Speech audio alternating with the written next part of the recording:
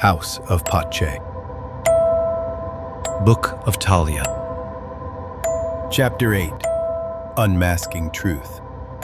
Like, comment, subscribe, buy me a coffee. Book available on Amazon.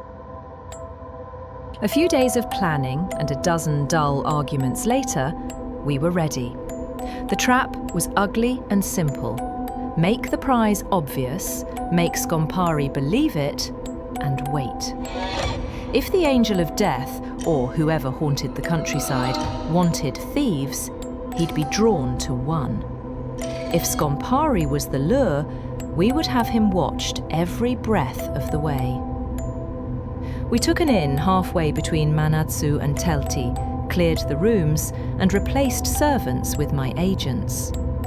A wagon bearing a mock cargo of gold and silver would stop for the night. The metal would clink convincingly, with only half being real. The men I'd hired would swear to its weight.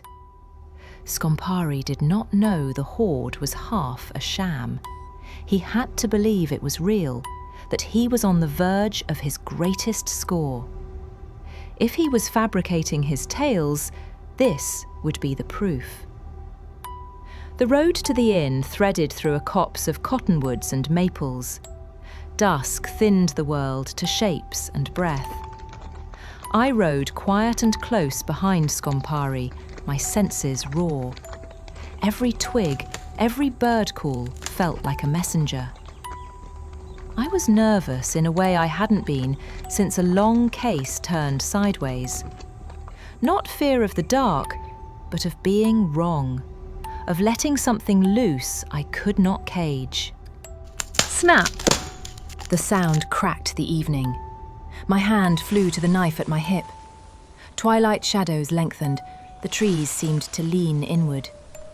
Nothing moved at first, only the hush that follows a shout in a crowded room. Scompari froze a short distance ahead of me, staring into the gloom. He cocked an eyebrow, shrugged that infuriating half-smile into place, and gave the guards a look that said, "Minor inconvenience." I signalled 4 men.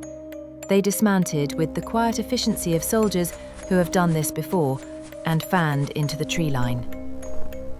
Scompari continued to shadow the wagon from the side, maintaining our cover. For a moment I felt ridiculous, sweating with the adrenaline of siege over a single snapped branch. Then something flickered at the corner of my eye. I turned. There was no shape. The forest held its breath. "You two, with me," I said softly, and 3 boots hit the leaf litter. I left 2 guards beside the wagon to watch Scompari, no one absent from their posts, no one free to vanish. We crept to the tree where the motion had been. The air tasted of sap and cold.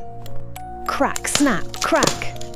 The sound moved again, like a rhythm searching for a melody. A small animal raced from the brush, darted low, then leapt up the trunk with impossible cat-like grace. A fox, red as autumn, paused on a branch to watch us, then slipped away into the night. Relief flooded me so sharply I laughed, too loud in the quiet, and the men around me eased. "A fox," I told them, voice half amusement, half scold. The bloody thing nearly gave me a heart attack. When the guards returned to their posts, Scompari caught my eye and grinned as if I'd performed the punchline. I shot him a look. Not now. Not a sound. He tucked it away, but the smile lingered like a threat. We resumed our positions. The wagon rolled in as the sky bruised purple. My men unloaded the staged treasure with showman's care. The coin bags clinked, chains rang, and the innkeeper's hired hand cursed theatrically about watchful roads. Scompari kept his distance, as instructed, shadowing the cart like a hungry wolf, eyes bright and calculating. Still, I couldn't shake the unease. The fox had been too convenient, too timely, an animal that might have spooked a nervous thief or masked a footfall not meant to be heard. I scanned the verge where the woodland met the road. Beneath a low bough, dark against the leaf mould, something caught the lamplight.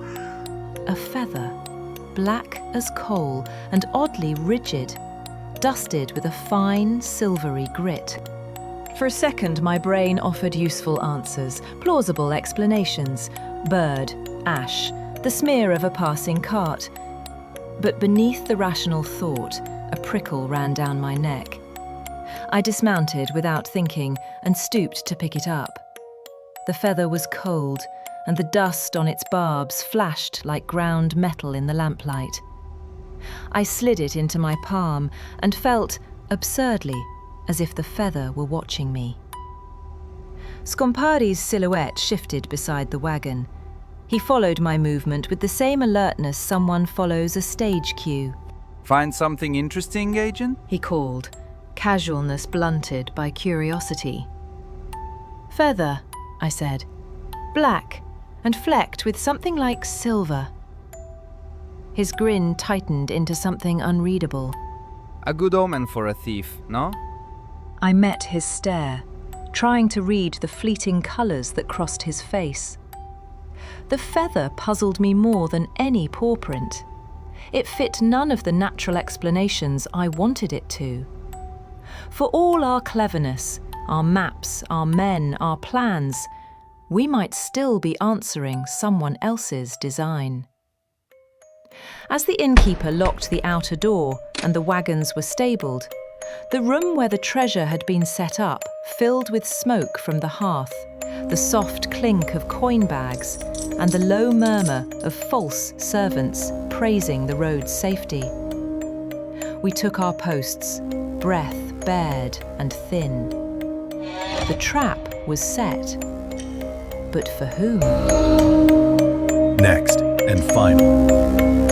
Chapter 9. Trouble at the Inn. Buy me a coffee. Support me and the channel to create more content. Go to the link in the description. Book available on Amazon. Like, comment, subscribe. House of Pace. Book of Tahlia.